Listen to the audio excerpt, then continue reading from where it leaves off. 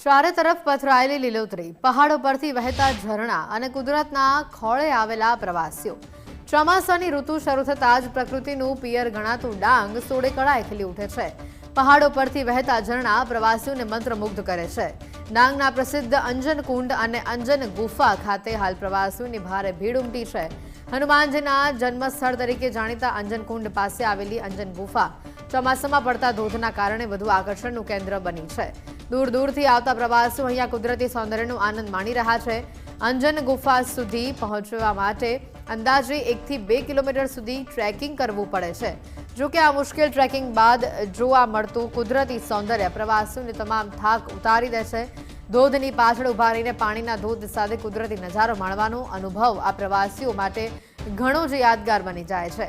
અહીંયા આવતા પ્રવાસીઓ સેલ્ફી, ફોટોગ્રાફ્સ લઈ આ સુંદર ક્ષણોને પોતાના કેમેરામાં કેદ કરે છે। અંજન ધોધને દૂરથી પણ નિહાળી શકાય છે, જ્યારે અંજન ગુફા સુધી પહોંચવા માટે ટ્રેકિંગ કરવું પડે છે। ડાંગમાં આવેલા અનેક ધોધમાં અંજન ધોધનું આ અનોખું કુદરતી સૌંદર્ય પ્રવાસીઓને ખાસ અહીંયા આકર્ષે છે।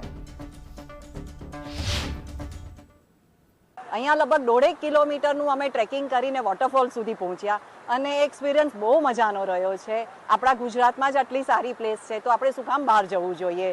એવરી યર આ સિઝનમાં તો એટલીસ્ટ અહીંયા આવવું જોઈએ। બહુ મજા આવે એવી જગ્યા છે।